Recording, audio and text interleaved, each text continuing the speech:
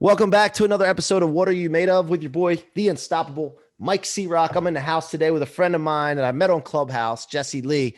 Guys, she doesn't have a bio, so we're just going to let her tell us what she's made of. And that's a little inside joke. No, but if you go on Instagram right now and it's I'm Boss Lee, I am Boss Lee, go check her out. That's her Instagram. I'm going to plug it for her right now. But before we get into that, I just want to thank you for being here. I want to thank you for your support of the What Are You Made Of movement and podcast. And for all of you that have purchased the book to make it a bestseller, thank you so much. Please spread the word. Because look, we want to create a planet of unstoppable people. And that's what it's all about. So go get your copy of Rocket Fuel if you haven't already at mikecroc.com/book. And today, like I said, we have my friend Jessie Lee in the house, straight from Vegas, just straight from coming off of a stage of speaking for like 24 hours straight or some crazy shit like that. And I'm just honored to have her here. Let's find out what you're made of, Jessie. Oh, what's going on, guys? Hello. My name is Jessie Lee. You can call me #Boss Lee. I'm excited to be on here. This is like, what are you made of? What a good title of a podcast. Oh my God, come on, man. So yeah, what am I made of? Geez. So I mean, I love what you were saying before we got on, and you said I'm just somebody who likes to get stuff done and a lot of stuff done. That's sort of one of the just cornerstones of who I am and what I do. It's a lot of say yes and figure it out. I grew up, we were just talking, you're in Maryland. I'm from Maryland originally. So I'm from Frederick County. I'm from Middletown. So way out in the country. And I didn't like what my life was basically playing out to be. I didn't like struggling. I didn't like not having, not sure where food was going to come from, quite frankly. And I decided to get into entrepreneurship. Thank God. And this is like before it was sexy to be an entrepreneur. Now everybody's like, oh, I'm an entrepreneur.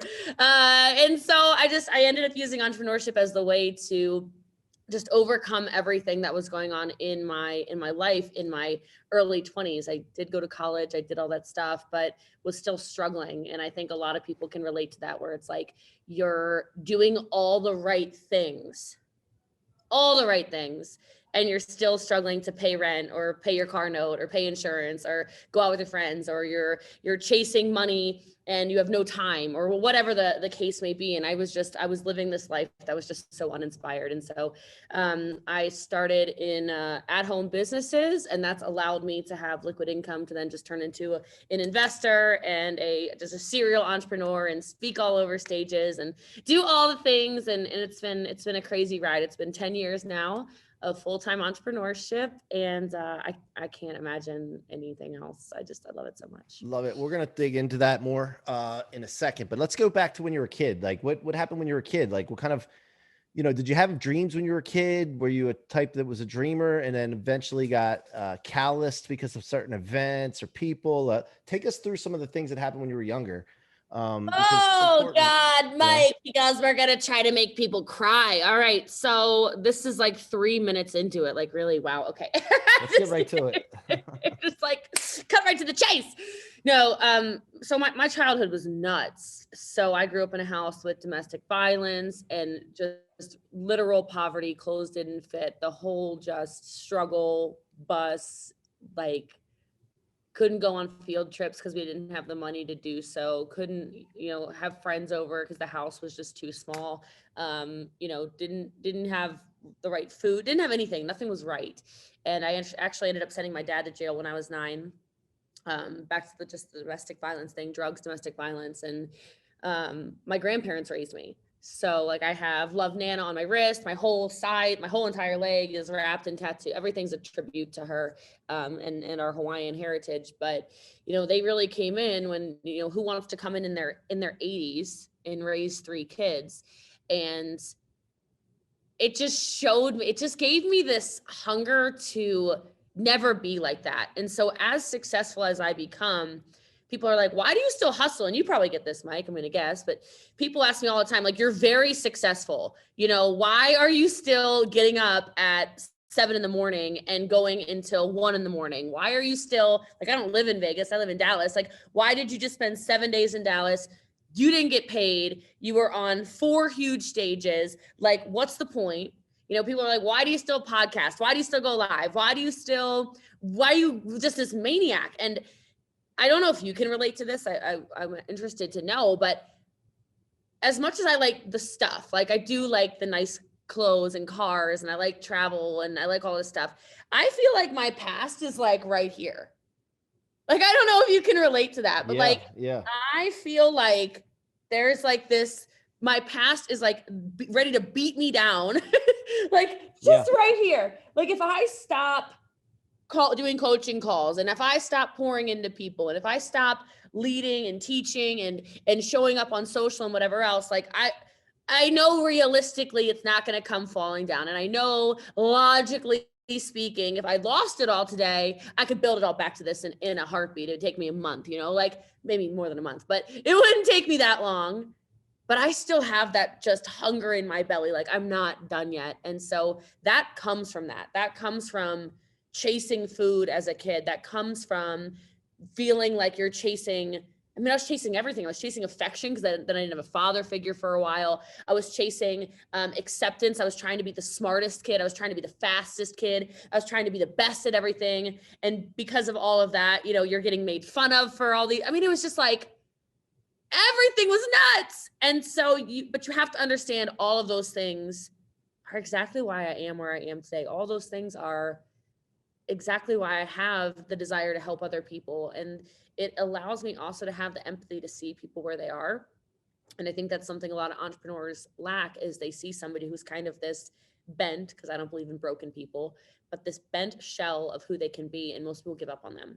Most people will look at those people and say, oh my God, like Mike is never going to make it. Look at him. He can hardly like get dressed in the morning. He can hardly show up. He, you know, he's so negative. He is, you know, oh my God, Mike's never going to get it, never going to have it, never going to do it.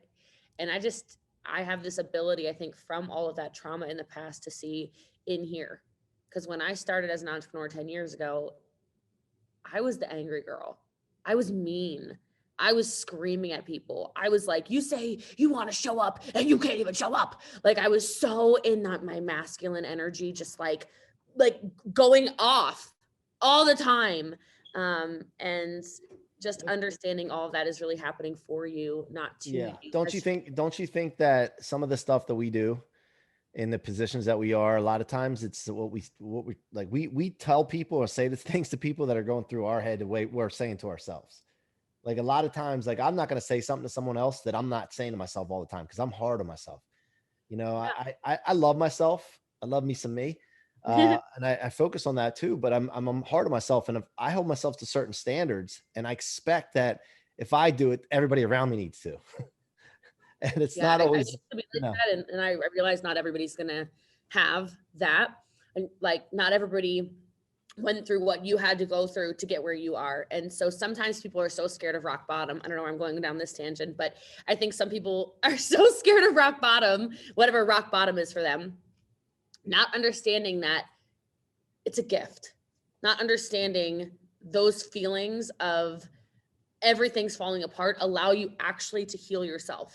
Because if everything's good and everything's cool, people usually don't take the time to develop. They don't take the time to listen to a podcast. They don't take the time to go to an event. They don't take the time to, seek mentorship through Instagram. They don't, which might sound crazy, but like you can get a lot out of it, right? They don't seek the time to change their circle because everything's kind of good. When the water's calm, why would you shift course? You've been told your whole life, don't shift course. If everything's good, don't change anything, right? So like I think more people actually need to just get knocked over the head like we've been.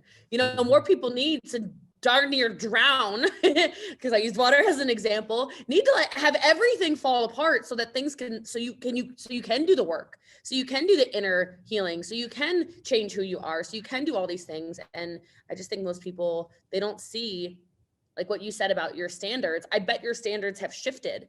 Oh yeah, as different parts as they have, without a doubt. But it's still like, come on, like I see it, and I'm like, come on, guys, it's right in front of you. It's right in front of you. You just gotta put some time in. You gotta put some effort in.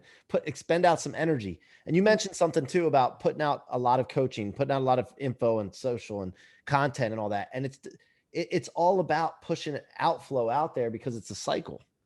And so when we stop, we're concerned with it, the cycle stopping. And I feel that same thing. So now growing up in an abusive house, growing up around that, you know, especially involving your father. I dealt with some things myself as well.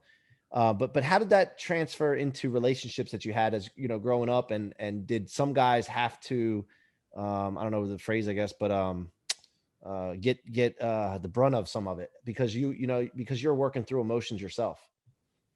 Oh, for sure. And anybody who says like, oh, I just know none of that affects me, you're such a liar. Like, those are the most impactful years of your life. Like, you are just being a liar, liar, liar, liar, liar. So I was, like I said, I was really, like, when I say masculine energy, I just mean I was so aggressive because I thought the world was against me.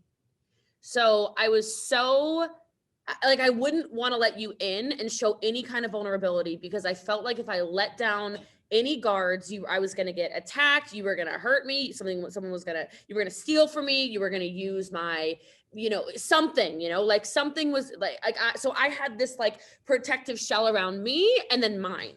So I was hyper aware of protecting my brothers, even though I was the middle. Like, I was like, you don't talk, like, I was so mean. So when I talk, I was just mad. I was mad and it came out in anger, right? Not that I ever really yelled at anybody or whatever, but I had a very difficult time building relationships because in order to build a relationship with somebody, you have got to calm down. You have got to stop trying to control everything. If you're trying to build a relationship, you cannot bully them into liking you. So, you know, when I talk about on my social media, like, I didn't have friends K through 12. And, you know, sometimes people will be like, I mean, I remember, you know, like knowing you in high school, or like, I remember, you know, going you came to my house a couple times in middle school. And I'm like, you like, okay, I might have spent some time here and there with people. I have no relationships, none. Because even if people were nice to me, which they really weren't always very nice to me, I was very bullied as well. Okay. That's a very valid thing. Like, I could not let you in because I was hurting so much. So if you, and here's the thing is that you get to live your own truth. So me saying, oh my God, like, I was so close to mom and dad did all these things. And those are the people that are supposed to protect you and supposed to love you unconditionally and, you know, advocate for you and all this stuff. Yeah. For my entire, you know, normal youth or whatever it is, it was like, wait, you're being nice to me. What do you want? Wait, whoa. Like, if anytime anybody, but here's the thing is that people in business that don't heal, that don't hit the rock bottom, that don't learn how to change themselves, it's spilling over into your 30s, your 40s, your 50s, your 60s, your 70s, your 80s, your whole life. You're dying with this inside of you because you're not willing to fix the problem. And I gotta tell you, the problem's you. The problem's you. So my inability to connect for the first 16, 18 years of my life with anybody, I had to figure that out. And then you see, well, I don't know if you see, but like, I'm all in connection now. I'm all in relationships. I scale businesses faster than anybody I've ever seen because it's just different. I've learned that if you do want to scale a business, you've got to learn how to talk to people, and you've got to let those walls down, and you've got to show some of that vulnerability, and you got to say, hey, I'm human. This makes me uncomfortable. But I know it's just my wounded child, Right. Whatever that is. So, but yeah, I was not good. What was the turning point? Was there one specific individual that you had like, they like you were head over heels for or something, and then you were like, oh man, I just have to, like, was there a turning point like that, or one particular moment that you remember? Like a romantic relationship? Well, that, or yeah, it could have been that, or it could have been a friendship. I mean, whatever. I mean, like, where was the turning point where you realized that you needed to start investing in relationships and understanding that you were attracting the wrong people by being the way you were? Yeah, I mean, it was just personal development. I wouldn't say it was a relationship. I guess I could say a couple of things, like, and by the way, I hate like the whole thing of like, people, there's toxic people. We all have toxic tendencies, so we should like go there for a minute. We all do, and then we have to learn how to stop using our toxic tendencies. So you're very powerful. You're clearly a very powerful man. You're a very successful man. Congratulations on everything, by the way. Thank you. Keep going. Keep going. I will just keep talking. Oh my God, your dog is so cute. Oh my God, your children are wonderful. I love your setup. Oh my God, like, you're just the best. But so much of I actually, like I said, I was chasing then that validation. So I've literally never even talked about any of this online. So I don't know why you're pulling this out of me, but whatever, I'm just going to go with it. I said vulnerability. And so here we go. So like I was engaged at 18. Okay. So, which is like the stupidest thing ever. Like, I mean, like you don't even know who you are at 18. What are you doing? And I was, yeah. And I will say one of my toxic traits that I have, thank God, gone a lot through a whole like spiritual, personal development, whatever journey through, is I am a super powerful woman. And I used to use my power not always for good. My number one characteristic being manipulation. Like I could get you to do anything I wanted you to do, and I knew it. Right? Like I knew it. I would just be receptive to what you were saying. And then I would, be so good at flipping your words. And like, I think back to that version of Jessie Lee, like the beta version of Jessie Lee. And I'm like, geez, oh, Pete, like, thank God you're not like that anymore. Like when I start to see moments where I can do that, like sometimes I'll just start tearing up because I'm like, oh my God, this is when you would go into your toxic cycle of, okay, this person's telling me no. How do I get them to tell me yes? Like, and it's not healthy. Right. And so that relation, so we're still friends. Like, well, we're still acquaintances. We're cool. We broke up when I was 21. I left New York City after I graduated college, and I was just like this. And I literally said to him, I looked at him and I said, I'll always love you, but I will ruin your life. I will destroy you. Because it got to the point where, and this happened probably like 2 years into our relationship, but like. You're saying if you stayed with him, you would. Oh, I would just, he was turning into like a shell of a man. Yeah. So remember I said I was so in my masculine energy. You can't attract a masculine partner if you're in your masculine energy. I'm so feminine in my relationship. Like I'm like my boy, like I'm such a soft little female with my man now. Like, oh my God, like you'd be like, what? Like, I love it. I have masculine business energy for sure, but I'm so like just soft, feminine, etc., flowy. But anyway, in this relationship, I was like pushing and pushing and pushing. It got to the point, I still remember, we're like walking down the street or something in New York City, because that's where we lived. And because we're both in college there. And he said something and I didn't like it. And I gave him a look, Mike. Like I was like, and this is after years, right, of being together. And he literally jumped. And I went, oh no, like, oh no, I've literally destroyed this man. Like I was tearing him apart. And so that was really the start of my personal development journey. That was like, it went from that conversation. I remember it, like literally that conversation. I'm 20, 21 years old, to this. No one's ever asked me that. I've never dissected this. I'm so grateful for you right now. Like, you don't even understand. Oh my God. I'm just doing me. Oh my God. You're just doing what you do. This is so good. I went home and I just started, Googling stuff, because this is over a decade ago. So there weren't really I don't even know if there were podcasts, but I found that day Tim Ferriss's blog. Like Tim Ferriss had a blog, like, and I guess maybe he still does. I don't know. Now I consume the podcast, but I started entering this different world of, oh my God, you can change yourself. Oh my God, you can become somebody different. Oh my God, there's a different version of me in me, but she's got to be cultivated and protected and grown and nurtured. And she hasn't had that for the first 20 years of her life. And so people are like, God, you're obsessed with personal development. You're obsessed with reading. You're obsessed with the coaching and all that stuff. I'm like, yes, because if I hadn't, I would literally, I don't even know. I might have ended up like a dominatrix or something. Jesus. And I don't want to be a dominatrix. Like, I don't know what would have happened. Like, I was just running over, man. I was running over people. I was using friendships. I had to change. And I know there's people that are going to listen to this that are going to have like a huge wake up call right now. Like, holy crap, that's me. Oh my God. But like, it's that awareness.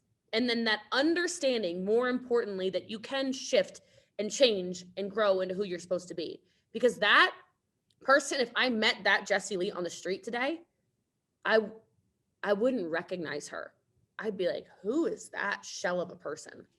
Right. So that was my big my big. No, I love it. Love it. So let's get to what, man, this is awesome. Let's get to what you talk about on stage. You just spoke for a long period of time. You're in MLM. You were hanging out with Eric Worre this weekend or this week. What do you talk about on stage? What are some topics that you get into? Like, what's your go-to? I'm the everything girl in network marketing, which is why I've been able to really take it across the just as a serial entrepreneur space. But I'll tell you, so this weekend, the first thing I did, I had a panel of badass women, right? So it was the 6 most powerful women in network marketing currently. So and that was really just defined mostly by income. You know, I'm number 2. I can't believe it. I'm number 2 in the world of all the women in the world in network marketing. So Awesome, we have good. I know you want to be number 1, but yeah, I know. Well, I'll get there. Different comp plans, different companies. If I were in her company, I'd be out earning. That story doesn't matter, Jessie, really. But I know it doesn't. It's an excuse, Mike, and I'm not going to use the excuse. She's awesome. We're really good friends. But I am number 2. I'm number 2. Can't believe it. I'm just chasing her down. But I respect her so much. So you know, we both have good decades every month, so it's not a big deal. But so that was the first one, and it really got into making sure your mindset's in the right place. So we did some mindset training and we did some vision training, right? Because I'm a big vision caster. I train on this a lot, but I don't live in 2021. Like, this is wonderful that it's 2021. We've made it here. I'm somewhere like, woo, way out there. Like, I don't even know what year I live in, but it's not this year. Because everything I do, I'm reverse engineering in my brain. Okay, I say I want a private jet. I say I want an island. I say I want whatever I say I want, right? Now, how do I get there? And so I feel like I'm already living there. I see and feel and believe the conversations, and then I pull it back and I reverse engineer. So we talked a lot about that. And then the next day I keynoted, which was just, I mean, it was all on tactics. So I trained a lot on determination, on grit, on actual tactics it takes to build your business, actual tactics that you need to do on a daily basis, a weekly basis, a monthly basis to really scale your business. And the more so the characteristics of the person you have to be, you know, because there's people out there, and I can't stand this. And I know this isn't like I don't know if I feel like you're going to agree with me on this.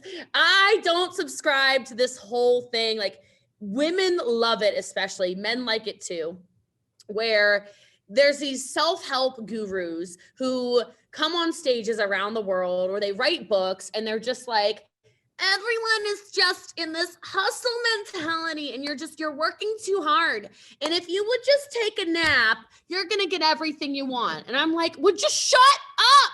I never heard that shit. Dangerous thing to tell people that are struggling financially. You're just overwhelmed. Let me tell you I'm very passionate about this. If I would have been told when I literally needed $300 a month to pay rent 10 years ago, you're just overwhelmed, girl. You just need to chill, girl. You don't do overwhelm, Jessie Lee. You just need to go take a nap. You need to go sit in a hammock. You need to go meditate for 7 hours. You know what? I'd still be broke.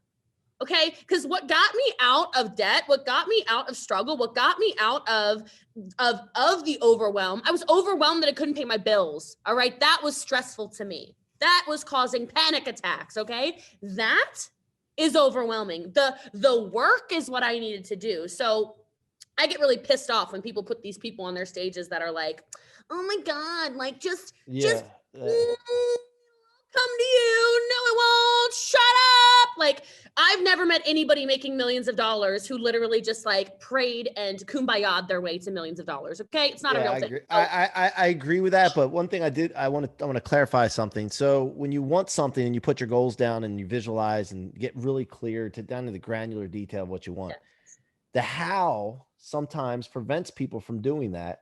And even trying to reverse engineer at times when you don't know how to do it. Right. So a lot of times what I see and what I've done and had success with is I'm very clear visualizing. I get granular detail. I'll think about it and obsess about it every single day. I'm not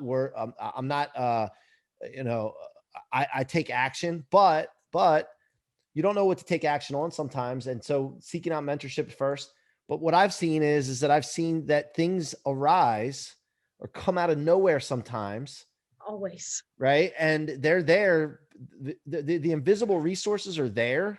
even more than the ones you can see a lot of times. So I Oh, don't think, I agree with you entirely. the how part gets me sometimes. And I'm like, wait a minute, I don't want to be stressing and all that on how, because what happened to me was I just become, when I'm clear on what I want, then I'm more open to receiving the answer. And then I look for the answer, but not just grinding on the wrong things. That's what I just want to clarify. I cannot agree with you more, honestly speaking. Mm-hmm. And I will tell you, if you know why, the how is irrelevant. You probably train and coach the same thing. If you know why you're doing something, the how is irrelevant, because it's kind of like what you just said, but like people go, I don't know how to make $1 million. Right.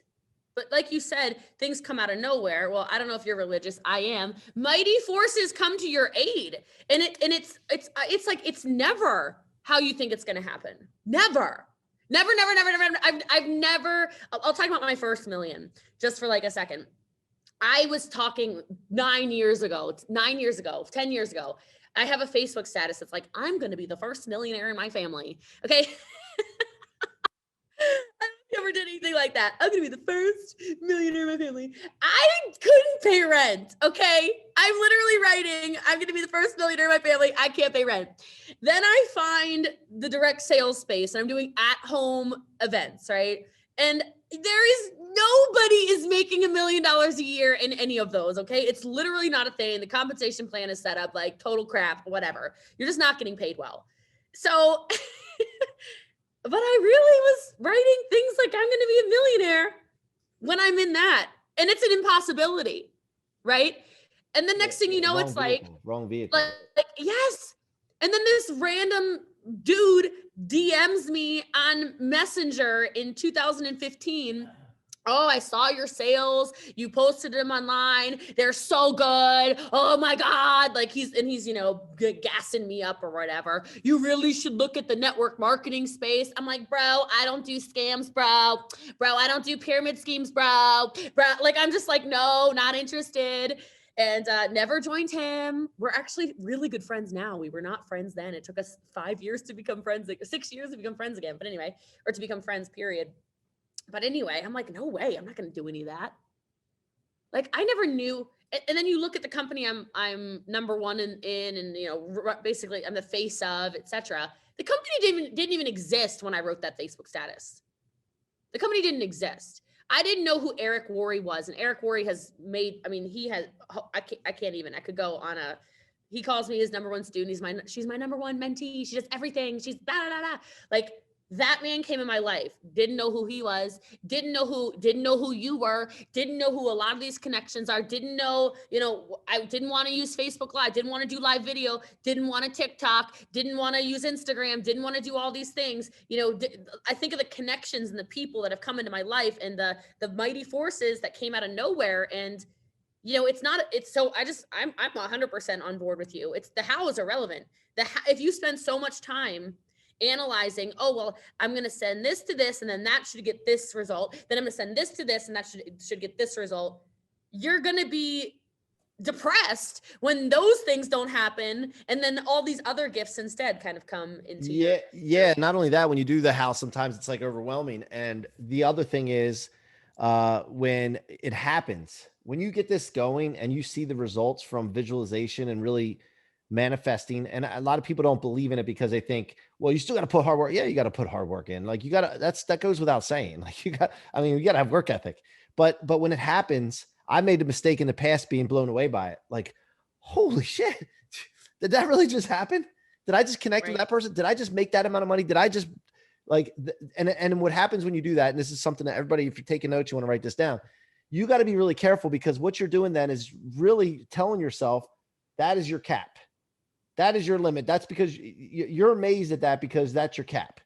And so I've made that mistake in the past, where now it's like when things come my way and things happen that just normally blow me away, I got to be like, yeah, let's celebrate it. But all right, what's next? Of course that's supposed to happen.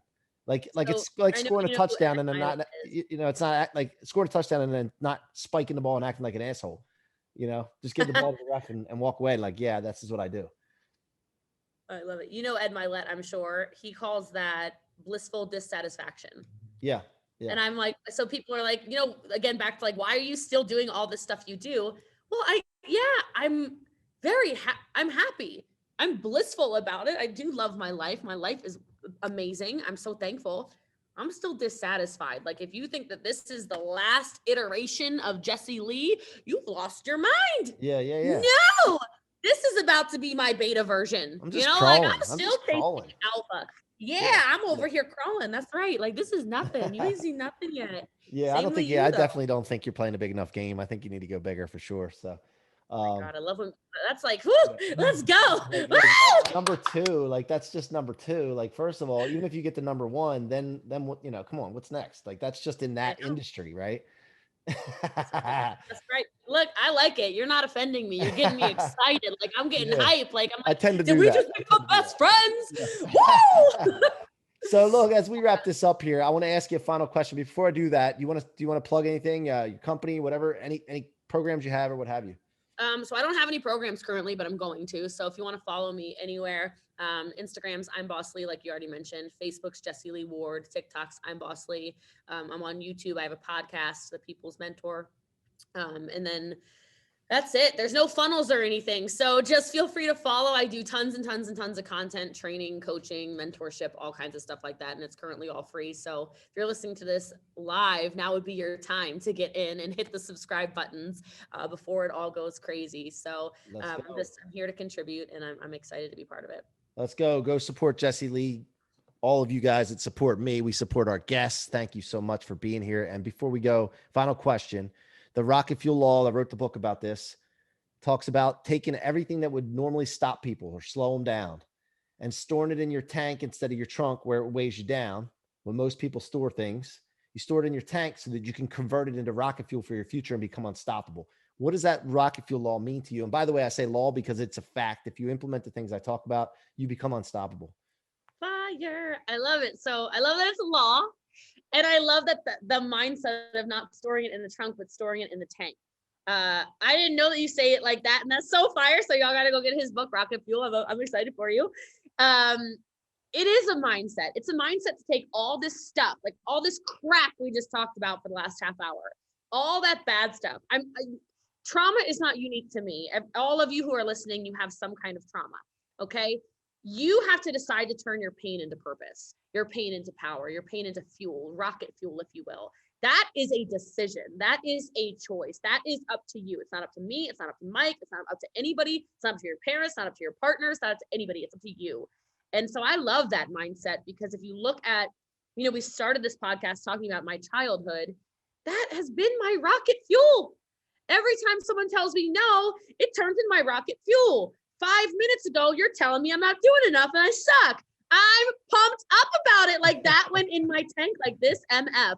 Like, he is about to like pity the day. Like, he's gonna be so bad the day he said that to me. No, I know you'll love it. You'll be like, damn, let's go. No, well, first of all, I didn't say you suck. I didn't say that. So I know, but in my mind, right, I feel like, oh, he thinks I'm not doing good enough. Well, then we're just gonna have to show Mike C-Roc. Like, we're just gonna have to show him. Yep, like, I love it. That's fuel to me, not in a negative way, not in a toxic way, not in like, oh wow, what a jerk he is. No, not at all. I didn't take it negatively. I took it really positively.